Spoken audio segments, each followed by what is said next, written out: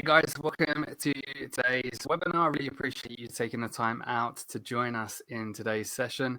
I'm just going to give it a couple more minutes because obviously people are probably starting to trickle in. This might be a platform that you might not have been used to as well before. But before we start, can we just do a quick little test? So guys, you should be able to see a chat box. Can you just let me know if you can hear me loud and clear? Just say yes if you can. And I'm sure you're not gonna say no, because if you can't hear me, then you can't hear me. And then excellent. So we've got Andrea, we've got Faye, we've got Georgina, Joe, Catherine, Lorraine, Nicola, and we've got Rob. Good stuff. And Zoe, do you want to do a quick little test? Oh, me too. So can you just say hello? Hello. There we go. So guys, can you hear Zoe as well? Hello. Excellent. Perfect. So guys, welcome to this webinar. I'm Paul and I'm joined by Zoe, and we're going to just give you a bit of a rundown of who we are in a minute. But quite simply put, today's webinar, the focus on it is redundancies. But me and Zoe sat down yesterday and we wanted to come at this with a different angle in the way that we wanted to talk about, of course, the impacts that redundancies have on the people being made redundant and the mental health impacts that those people will obviously face, but equally as well, talking about the people that are involved in that redundancy process, right? So we recently wrote an article about this, looking at the redundancy numbers in the UK, and currently they stand at 22,000. And it says obviously unemployment will reach 10% this year alone. And obviously during this difficult time that we're facing, redundancy is obviously a big part of what people are having to face. And like I said, the impact on mental health is huge. But me and Zoe did a little bit of a Google search of, HR support or who's supporting HR when it comes to redundancies. And there wasn't that much out there. A lot of the focus is on, the mental health of those people being made redundant, which is, of course, equally important too. So in terms of, as we say, the impact of mental health, that's what we're going to be talking about today. But we really want to give you guys some tangible advice, and we're going to give you sort of 5 tips on one, how you can manage your own mental health during this process. And really, it always comes back to, who's looking after you during this process too. So in terms of who we are, I'm Paul. I'm the founder of Every Mind at Work. And for the last 4 years, I would say now, I've been campaigning for mental health. So trying to normalize mental health conversations. And a lot of that comes down to my own personal experience. If you've been on these sessions before, you'll know that when I was 18, I sadly lost my dad to suicide. And there was no real kind of signs of mental illness. I never believed that mental illness would impact me. And of course, I really struggled to deal with that, through my early 20s. But now sort of I do a lot of work within this space to try and get people talking about mental health and really see the importance of it. And then obviously we're joined by Zoe, who's head of HR at Every Mind as well. My little boys are waving to me, so I'm just going to wave to them. Zoe, do you want to just give us a little bit of an insight into who you are as well? Yeah, good morning, everyone. So I'm Zoe Parker, as Paul said, the head of HR for Every Mind at Work, and I've recently joined after sort of spending, probably nearly 25 years now in HR, which seems a very, very long time. So I've worked for companies such as Tesco, Alliance and Leicester, Santander, a social care charity, and then more recently for the Very Group in online retail. So yeah, got a wealth of experience and unfortunately lots of experience in dealing with redundancies as well, which is always one of the toughest parts of the role. So this is all new to me in terms of taking a bit of a new direction and joining Every Mind. But yeah, Paul's story really inspired me, and I think we've got a great sort of offering to really help challenge that sort of stigma of mental health in the workplace. So really excited to be on board and to join you guys today. So yeah, we hope we'll be offering some great tips. So yeah, please ask any questions in the chat box as we go along. Excellent. And Zoe's the expert in this, right? So I'm just going to be the facilitator, but really Zoe's the one who comes with a wealth of experience. But of course, as we say, the mental health impact of being made redundant is huge. And this is typically where we focus. So if obviously someone has been made redundant, they might experience anxiety around the future. They might feel like a failure. They might feel like a burden, a burden to their family, a burden to their friends, their colleagues. They might have felt rejected, financial concerns. There's obviously a huge amount of mental health challenges that can come with being made redundant. But equally, as we've said, if you are that person that's involved in the redundancy process, there's equally a lot of challenges that you're going to be facing as well. And there isn't such a focus on that as much as we might see with those being made redundant. And I've just made a couple of notes here, but I want to throw it to you as well, Zoe. I mean, in terms of when you was going through this personally, did it have an impact on you and your emotions as well? Yeah, absolutely. I think as any sort of HR professional knows, when you embark on a redundancy exercise, be that dealing with a couple of people or dealing with hundreds of people, it's a real draining and challenging process. So you almost feel very responsible for that message that you're delivering. You know that it's not you personally that are making this sort of operational or business decision, because invariably it is the business leaders, it's the directors, etc., that are making those decisions for whatever reason. It might be efficiencies, it might be just purely cost cutting. But having to deliver that message, because usually it will be an HR professional, perhaps together with a business leader, or you might even be on your own. So it's a lot of sort of I guess a mix of emotions really, but you feel as though you're taking on board that, and it's quite a draining process. I mean, I've had every emotion on the spectrum in dealing with redundancies over the years. I've had people that are absolutely elated because it's a really great package and it could be a life-changing moment for them. But equally, I've had people that have been absolutely distraught. And, from that split second that you're delivering that message there, that their mind is going to financial worries, to how am I going to pay for things for my kids? What if I can't get another job? Et cetera. So you do literally have all those types of emotions on the spectrum, and regardless of what they are, it's human nature to sort of try and help and try and provide answers or help, and I think invariably you do end up being a bit of a counselor. You have your sort of redundancy paperwork which legally you'll have to provide, and if you are embarking on a consultation process, clearly that might take a number of weeks. But during that time, the individuals will be coming back to you, and they'll be looking to you for a source of advice, a source of information, really. Lots of the times they don't fully understand what it is that's happening. I think, again, as an HR professional, you're used to doing this type of thing, and so the legalities that sit around it. What do we mean by consultation? What do we mean by a notice period? Some people panic and they think they're losing their job there and then in the room at that time. So again, you have to be a bit of a counselor in trying to navigate through all of those emotions, but trying not to take it all on board yourself, because you can get to the end of that day and then the end of that week and literally feel physically drained, because you've tried to help and you've tried to give back, but you've taken on board some of those emotions, and you felt sometimes personally responsible for it, which I know can be a huge drain on you, or an impact on your own mental health as well. Definitely.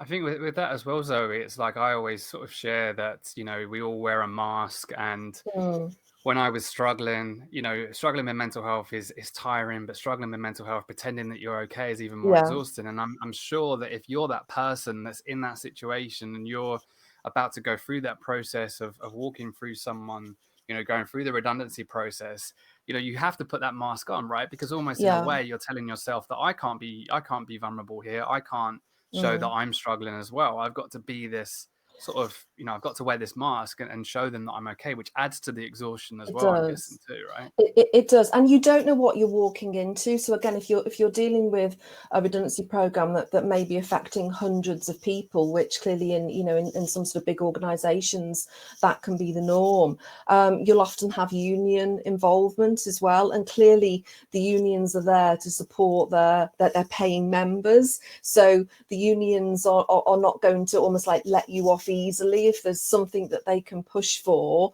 to make it a better or more lucrative process for their member, they will absolutely do that. So that in itself can be difficult, because sometimes, you know, if maybe you haven't got a great relationship with the union for whatever reason, it can be difficult. You're sort of seen as the enemy, or although HR are completely sort of objective, and you know, then they're not sort of on the side of the business leader, as it were. You know, you're there to support and facilitate those processes, but sometimes you can be viewed as the enemy, even though it's not you that's personally made that decision. So it can definitely be tough, and you can be faced with anything. You can be faced with tears or anger, or, you know, literally silence. I've had people that have literally not said a word and have just like stared at me, and you get every emotion under the sun, which is difficult to adapt to. You have to be very, very flexible throughout the course of that day, because you don't know what you're going to be faced with. Yeah.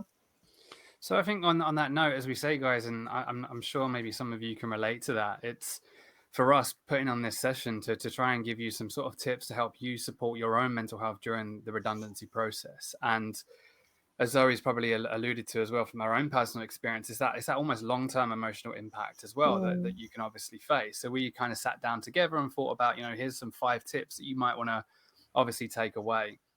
Before we do that, guys, just want to kind of throw it out there as we always do in these sessions. You know, we always ask, how are you? So if you just want to use the chat box, just let me know how are you, how's your week been? Feel free to share however openly you want to do. We always say a good British how are you is just throw away hello, right? So how are you? Yeah, I'm fine. But how's your week been? If you just maybe put that in the chat box. Zoe, how's your week been? Good. I don't need to write it in the chat box because you can hear me, don't I? Yeah, it's been a good week. Lots of good conversations, lots of connections with people that I haven't spoke to for a while. So yeah, it's been good so far. And mine's been better now. I've been sort of back running, right? As soon as I start focusing on exercise again, I can feel myself, you know, feeling a lot better straight away. Kaylee says, it's crazy. A lot's going on as we prepare to bring people back to the workplace from home working. Yeah. And again, we've done sort of sessions on that because there's a huge amount of stress and anxiety that employees and, you know, you guys are facing with that too. Faye says, HR assistants supporting line managers in delivering the message. The process has not started yet, but worried about mental health of all of those involved. I think this webinar will hopefully help with that as well, Faye. Debbie says, up and down, managing redundancies, and my husband going through it personally too. So Debbie, you've got it on both hands as well. Yeah. I'm sure, you know, trying to support yourself as well going through this process, but equally your husband too. Which tough. I think is one of the hardest. Yeah, it's super tough because you're trying to juggle both. Yeah. But guys, thank you for being honest. And if you do want to sort of share as we go on, feel free to do so as well. Joe says, interesting. We are looking at making people redundant, and I'm on the end of that with my own role, juggling home stuff as well. And Nicola says, very busy working in the education sector, so a lot of unknowns, managing all furlough expectations and juggling and ever-changing guidance. Yeah, ever-changing guidance, which the last announcement has baffled me and a lot of gym owners as well, right? Catherine says, better now, I'm exercising in the morning, I'm job hunting after redundancy. A very new situation for me. It's tough. So just looking at Joe's comment there as well. That is so difficult. And you know, we make jokes about HR being the last out, you know, switching off the lights, but it's not funny when you're going through it and you know potentially that your role is at risk at the end of it all. So to keep, you know, to put on that brave face and be uber professional, you know, day after day after day with all the employees that you've got, but knowing that your role could potentially be at risk of redundancy at the end of it is really, really tough. And you know, I think, gosh, I take my hat off to anybody that has to do that, because it's tough at the best of times, but knowing that you could be made redundant at the end of it, you've got all of those emotions to deal with as well. So really, really tough. Yeah. And we're going to touch on this as well, guys, because again, it's like, you know, redundancy, as Zoe's sort of alluded to in her own personal situation, is something that's a hard process to face. But now with the uncertainty, with, you know, a lot of remote redundancies, which we'll talk about, it adds, you know, home working, maybe other people facing redundancies within your family. There's so many more sort of, you know, pressures that we're also facing too. Sandra, no worries at all. You were about to get to the meat of the webinar, so you joined at the perfect time.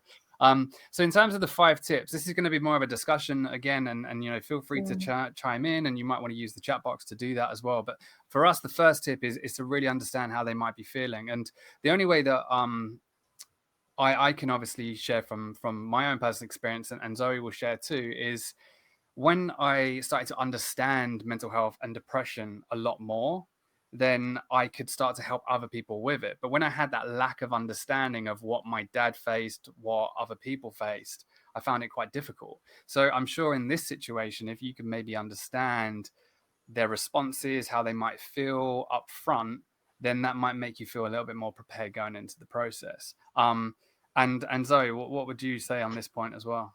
Yeah, I mean, I think the business about it's the role that is redundant, not them. I mean, I've listened to so many conversations over the years where individuals that have taken it personally, and that they've sort of said, why me, you know, is it my performance, you know, is it the fit, what is it about me? And a lot of the time, you know, it absolutely isn't. I mean, yes, I think again, as HR professionals, we know that sometimes there might be an exit that needs to take place for whatever reason, and it might be due to, you know, to performance. But I think a lot of the time, and particularly in the situation now, it's a financial decision that's the driver for making these decisions. So it absolutely isn't personal, and it's not them that are being made redundant, it's the role. And I think your immediate reaction is to take it personally and think, is it something I've done wrong?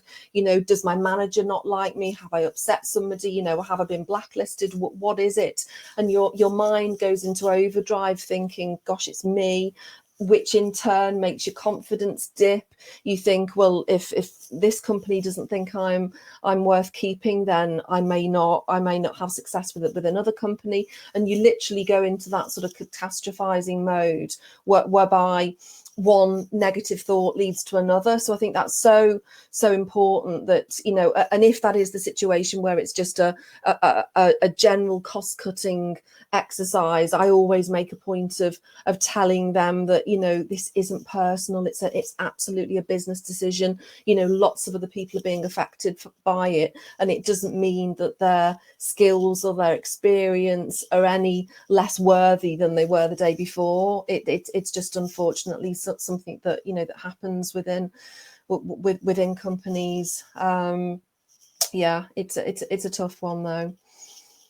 Yeah, and I guess it's, you know, we'll touch on it in another point as well, but I guess it's that compassion as well, you know, and Yeah. I'm sure everyone has that compassionate side to them as well, but it's, we can never walk in their shoes, right? We can never understand fully of what they might be going through, and we never understand how this will impact their lives. But equally as well, it's just that compassion of having some basic awareness of this is how they might be feeling, and then that almost puts you in a different sort of, you know, mindset in a way to be able to approach it differently as well. It does. I just noticed the message there from Sarah about asking if there's anything else she can do, and the individual said no.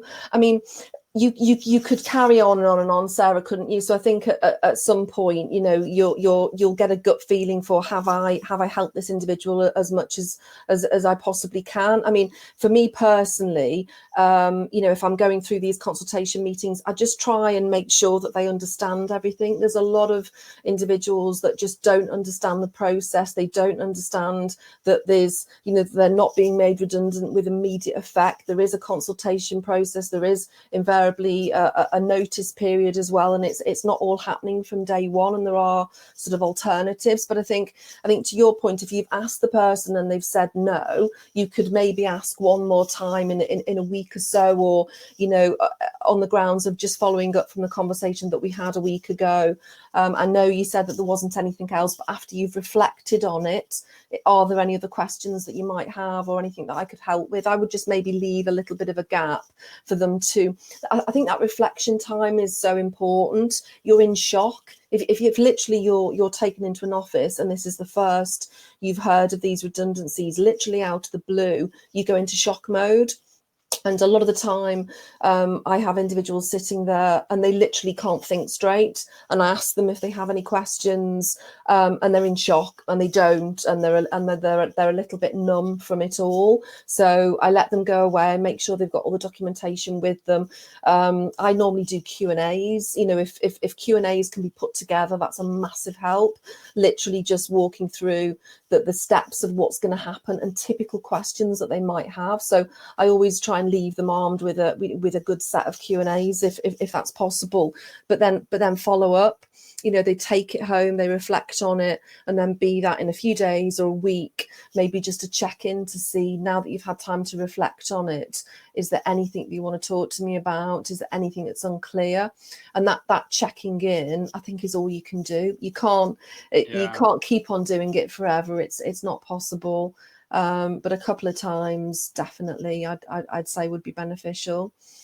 And we're going to touch on that point as well, Sarah, as Zoe said as well. It's about, we'll touch on it on another point, but like, you know, just doing your best. And it sounds like that's something that you're doing already at the moment. I'm just going to share George's one, and then we'll obviously move on to the next point. George says, very distressing. Some of my colleagues and friends are either on furlough or searching for jobs after being made redundant. They're grappling with feelings of hopelessness and panic, anxiety in light of a volatile job market. Yeah, it's you know, everyone's feeling it, right? We're all feeling it, but at the same time, it's, you know, it's you know, we're looking for that support as well, and we need that support. And you know, not saying this webinar and these sessions and whatever is going to massively help, but equally, it's about making sure that people know that they aren't alone, and you know, other people are experiencing it as well. We're giving away all the points here, Zoe, right? I'm just giving away another one. The second point that we want to sort of touch on is detachment.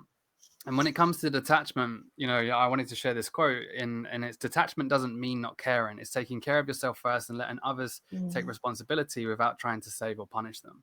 And I'll share my experience of detachment, and then Zoe will come in from her angle. But again, detachment for me was something I had to learn when I started to do more campaigning work, because as I started to be more vocal about my dad's story and my own battles of mental health, and I was using social media as that outlet, and I was going to do talks in companies, etc. Naturally, when you have that vulnerability, you have people share back to you, and you know, messages were coming in. People were sort of sharing with their stories. And naturally, as an empath, I'm that person that's going to take on all those problems. And I'm sure this is similar in a situation here. I can almost imagine myself, if I had to make someone redundant, then I would almost feel that person's pain if they were telling me that they were kind of, you know, struggling to get by now, and they had to face this challenge and face this challenge. So detachment still isn't a word that sits well with me, but if I can look back at the last 2 years, I owe a lot to the process of detachment. And really, for me, that is, as we say, detachment isn't not caring. Detachment is looking after myself first, knowing that I've done the best that I can, knowing that I'm trying to support that person, but equally it's their own responsibility as well to kind of, you know, deal with this situation too. Zoe, what would you add to that? Yeah, I mean, I think that's so important, especially if you're doing sort of meeting after meeting after meeting after meeting. So I think I absolutely agree that it doesn't mean that you're not caring, but if you don't try and switch off at the end of the day, you know, going to bed and not sleeping, or literally having these, you know, really, really anxious thoughts, I think then going into another day, full-on day possibly of multiple meetings again, you're not going to be at your best either. So and it's really tough, you know. I know I've been there, but I think you've got to just ask yourself, in your heart of hearts, did you do the best you could today? You know, did you give as much information as possible? Did you help those individuals? But then you've almost got to say, okay, you know, I did my best today and I did enough. What I did was enough, and now I'm going to, you know, go home. I'm going to make sure I get a good night's sleep, and I'm going to be ready to tackle the next set of meetings the following day. Because I think if you're not feeling great and you're not sleeping, and you're perhaps anxious about what's following on, you're not going to give your best to those individuals, and then that eventually exacerbates the problem, and you get to the end of the week and you're pretty burnt out. So I think you have to do it. It's difficult.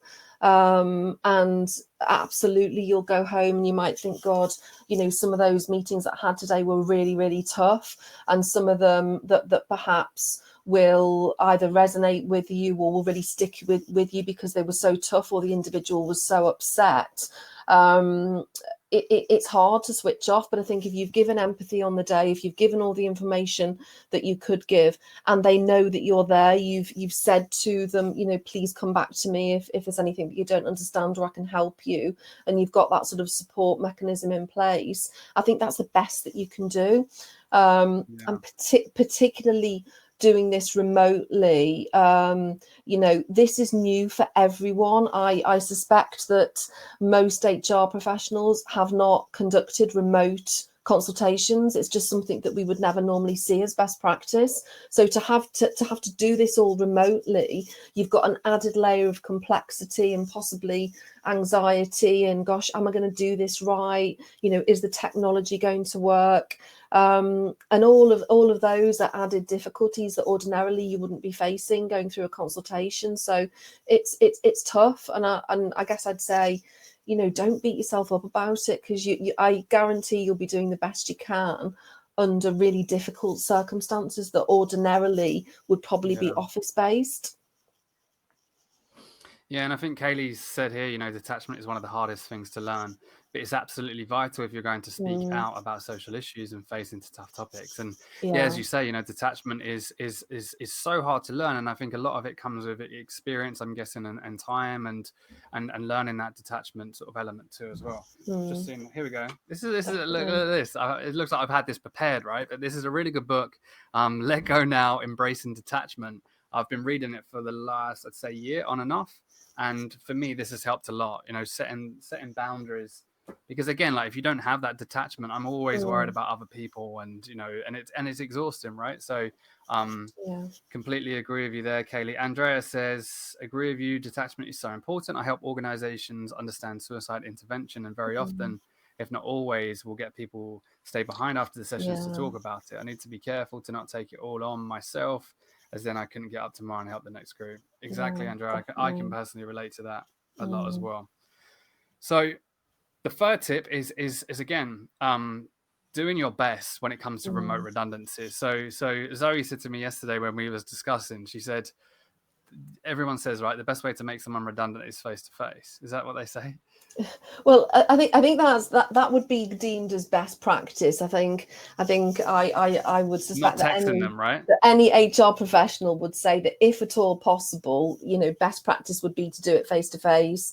In whatever environment, whether it be office or a warehouse or wherever you are, but doing it privately and face to face is always best. But clearly, COVID-19 has thrown all of that up into the air. So, HR professionals at the moment are, the job that they're doing is just absolutely phenomenal, and it's like nothing we've ever experienced before. Just from a personal perspective, before I joined Everymind, the types of roles that were being put in front of me, what a lot of them were mass redundancy programs, and I'm a planner and I like to be planned and organized. So, even when I was having interviews with people, my mind was going, crikey, how do you plan mass redundancies remotely? And I was trying to plan it all in my head, but it's and thank God I haven't had to actually execute that, but it's tough. It really is. And so to have to do that remotely and not having that real personal contact, or just not having a printer accessible if somebody says, can you print that off for me? It's just little things like that you normally take for granted that are now so different, and you're relying as well, just from like a support point of view as well. Like, I know Zoom's great, right?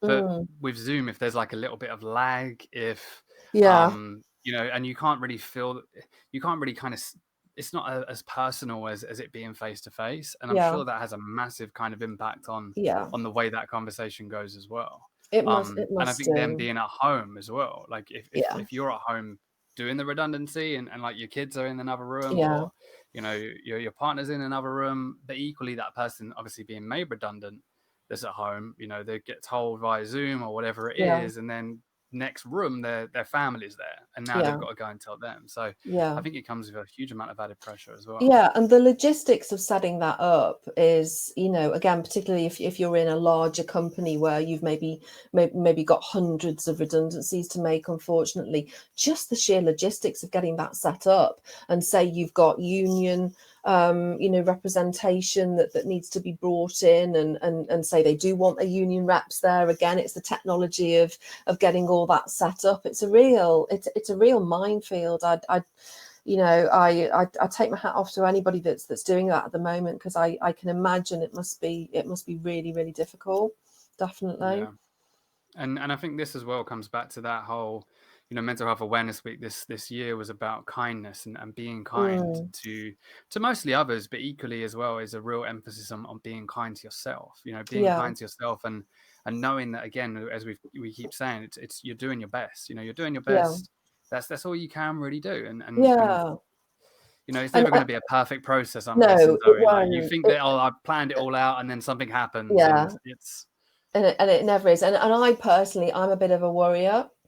And I get, anxious thoughts and things, and in my head I think if I plan everything meticulously, it'll all be fine. And I like to have the answers to everything. So when all of this, started coming to fruition, a few months ago, and I didn't have all the answers, and I took comfort just from having conversations with other HR directors that were also sharing my concerns, and I think I thought, gosh, they've probably got all the answers, but they didn't. They really didn't. And and they were saying back to me, gosh, no, we're all, grappling and scratching our heads as to how we're going to do this at the moment. It was actually quite comforting to know that, HR directors at that higher level were also quite concerned about how this was going to work, and absolutely didn't have all the answers. So I think anybody out there going through this should remember that nobody has all the answers. Most people will never have gone through anything like this before in their career. And you're doing your best, and you're probably doing a great job in what is a really, really difficult situation to manage. Agreed.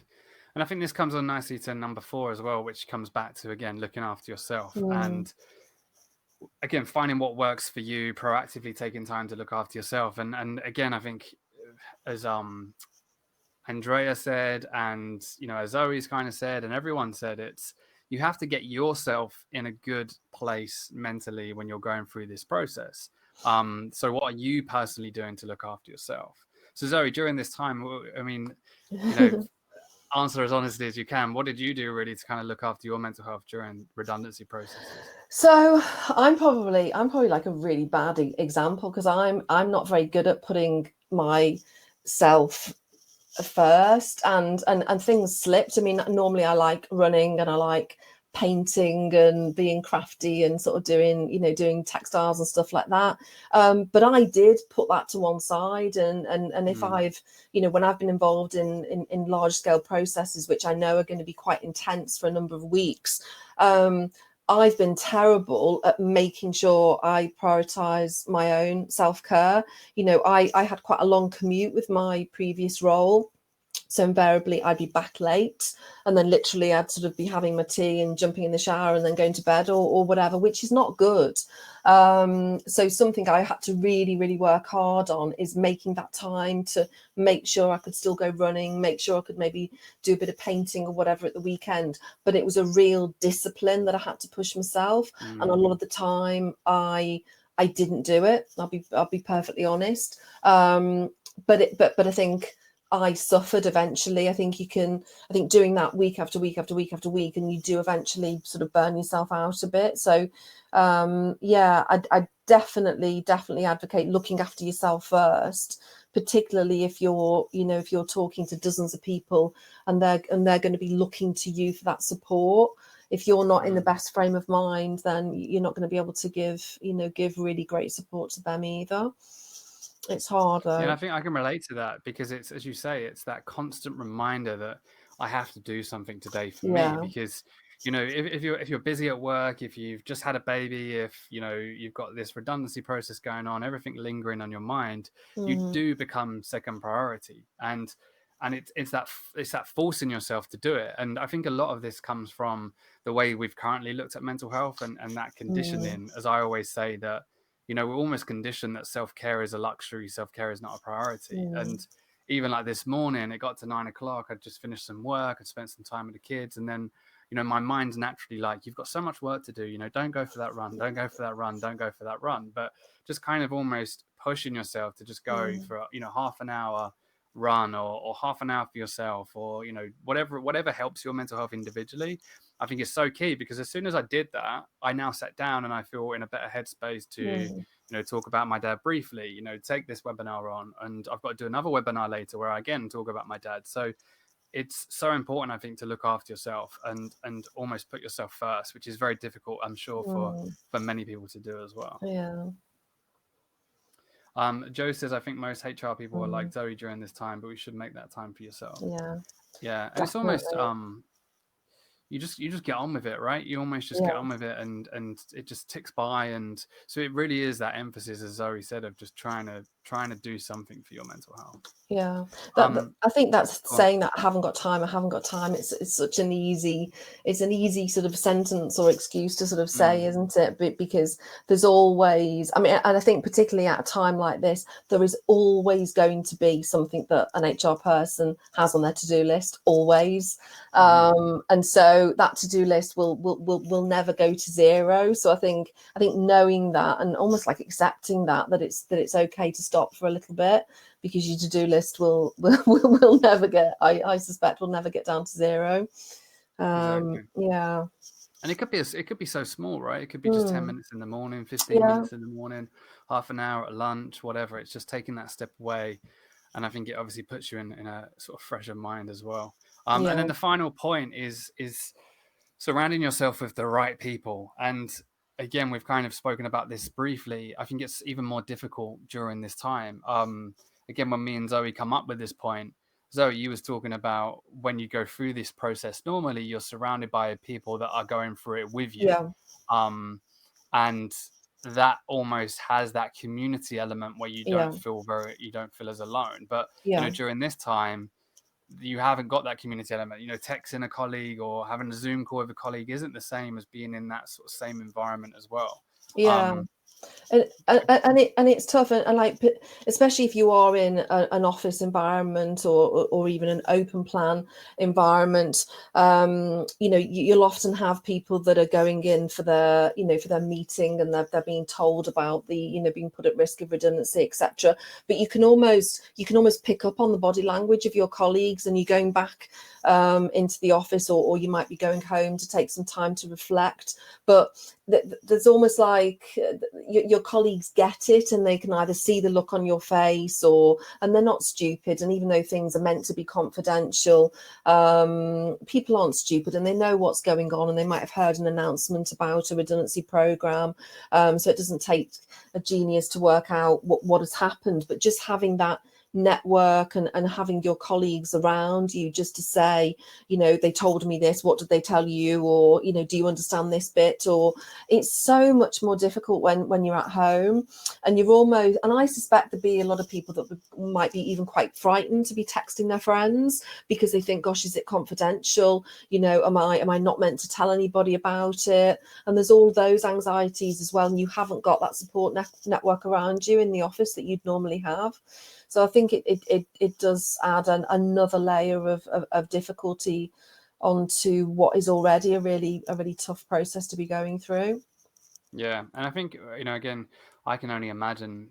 Our personal life has a massive impact on our work life, but equally our work life has a massive impact on our personal life. And we all moan about commutes. I moan about the commute and so on. But equally, finishing work, having that commute home, whether it's half an hour, 15 minutes, and then walking into the front door, has that divide. But for us now, I could have gone through this process with someone. I literally open up the door and I'm back into my personal life.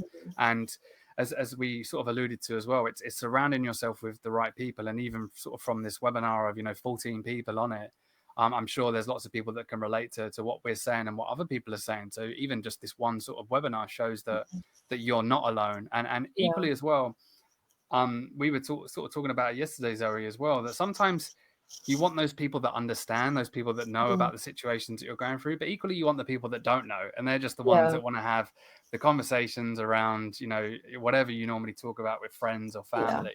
And those people can take your mind off it as well sometimes, which yeah. isn't you ignoring it. It's just another way of obviously, trying to navigate through it as well. Yeah, absolutely. And I think living on your own as well, you might have individuals that Yeah. literally are living on their own, or they might be isolating, or, and if they've just had a call about the prospect of being made redundant and they're literally on their own in the house, that is tough.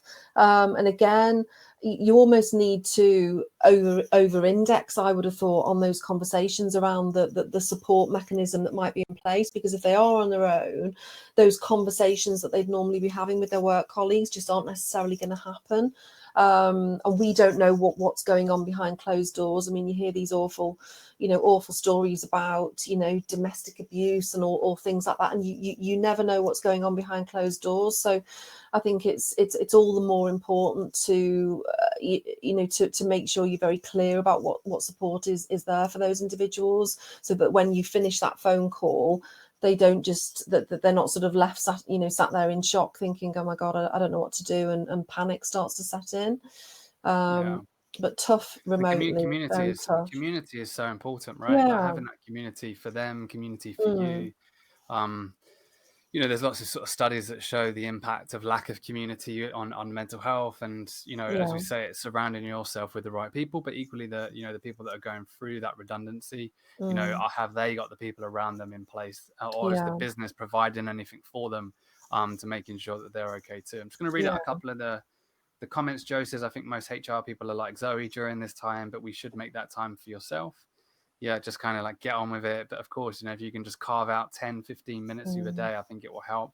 And then Andrea says, but as you said, it's the role, nothing personal. So I always found it useful to remind myself I'm doing my mm. job and that's all. Yeah. It was a harsh line to remind myself of to stay in my lane. Yeah. And then also empathy is one thing, sympathy quite something else. And as long as you are doing your job respectfully, professionally, and with empathy, you are just doing your job, tough though it Yeah. might be. Yeah, I love that, Andrea. Thanks for sort of adding Mm, that as well. very true. So, kind of like as we're coming towards the end of this session, in terms of obviously supporting your employees and yourself, in terms of what we do here at Every Mind at Work, as we say, our mission is to normalize mental health conversations. We do that in a variety of different ways, but one of them is via our mobile app, which is what we call mental health support in your pocket whenever you need it. And really, we're trying to, one, destigmatize mental health in the workplace, because I always sort of say, initiatives are great. You could have mental health first aid, you could have an Mm, employee assistance program, you could have all of these initiatives, but if stigma is still existing within that workplace, employees won't go and use that yeah. support. So really, we're trying to obviously destigmatize mental health via the platform that we've created, and as I say, taking a more proactive approach on it too.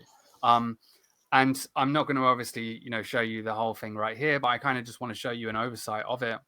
And really, kind of as I say, our platform is to try and provide that support to your employees, and equally as well, to you as well. And we do that in a variety of ways. The feed has over 100 pieces of content already. We're always adding to it on a weekly basis at the moment, whether it's a video, whether it's a meditation, whether it's articles around people's experience or stress or low mood or anxiety or sleep.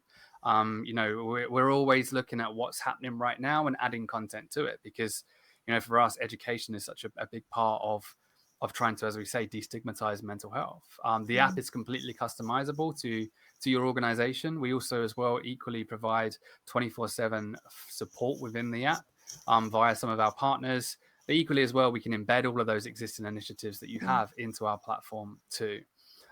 It's easy sign up. We make it really quick for the employees, especially with mental health initiatives. Zoe, when she come on board, she was like, you need to make it quick, because again, if you're trying to get employees to sign up, then, it has to be quick for them, especially when it comes to mental health. So it's really kind of like a 3-step process, and they're into the platform, kind of getting that help that they need maybe at that time. And then again, we take more of an individual stance to mental health support. So mm, every user, every employee, yourself included, who has access to this app can really customize it to yourself. You can have your own personal toolbox. We're providing personal support for you whenever we can. So really, we're taking that individual approach rather than a one size fits all approach as well.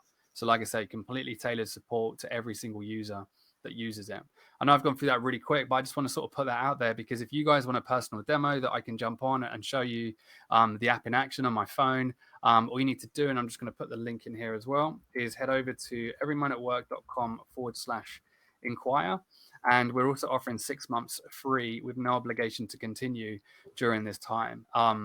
And when Zoe come on board recently, we're still a startup. We had sort of 0 companies that we'd partnered with.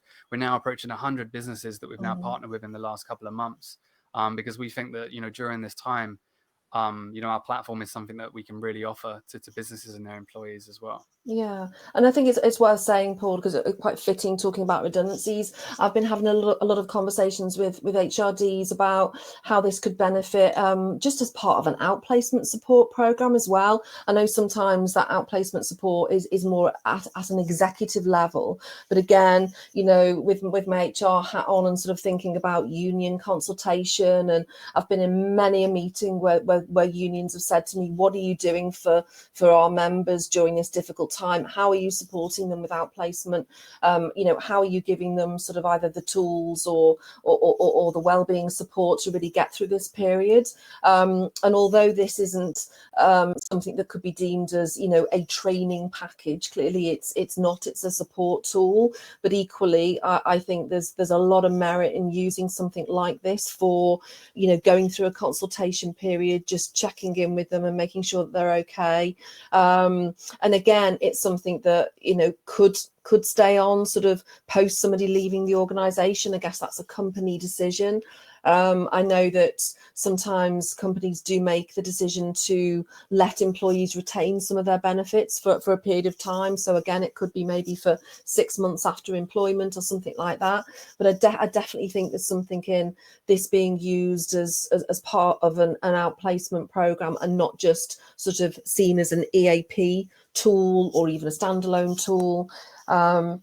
Because I think if employees have been told that they're at risk of redundancy, in these next few months, it's going to be a tough time.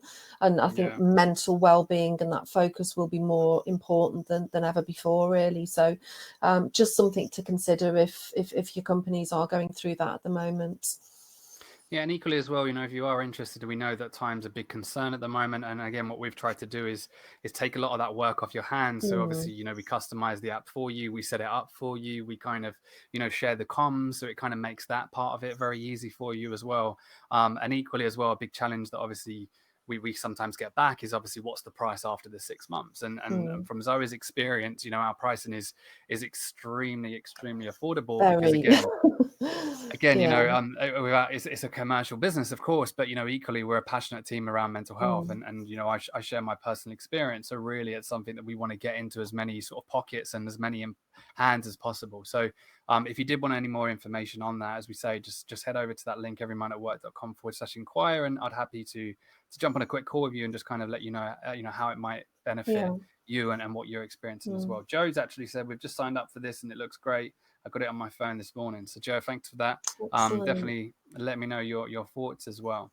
Yeah. And then further support as well for you guys. We've literally, I knocked this up overnight. Didn't sleep at all last night. No, I'm joking. Bad for your mental health. But me and Zoe were sort of speaking about it. And again, I was just a bit confused that when I was looking for support for HR, support for business leaders, when it comes to redundancies, there was literally zero content out there, because it's really focused on the person being made redundant, which is of course extremely important too. So we've put together a free ebook which is supporting your mental health during redundancies. We've called it HR Superhero, rightly so, because again, as Zoe says, HR are having to sort of step up a lot during this period, and we kind of want to give the props to them for that. So if you did want a free copy of this, we're going to be launching this tomorrow. Just email me. My email is there, but I'm also going to put it in the chat box again, paul@everyminutwork.com, and we'll send you a free digital version of the book as well. So in that, you're going to obviously get some more tips as well to kind of try and help you support yourself during this redundancy period as well. Cool, good stuff. Guys, do you have any questions at all that you want to ask? If you don't have any questions, if you could just say no, just so that we know, and me and Zoe just don't sit here looking at each other for the next 20 minutes. Do you guys have any questions at all? Andrea says, I'd like to find out more about the app too, in case it is something I can recommend to my clients. Yeah, Andrea, again, you drop me an email. That might be the easiest way. And then maybe we can just jump on a call and I can sort of have a little look at how we can sort of make it work for you. No worries, Faye. No worries, Joe. Thanks, Lorraine. Thanks, Debbie. Thanks, Andrea, for joining. Anything to end with, Zoe, that you want to share?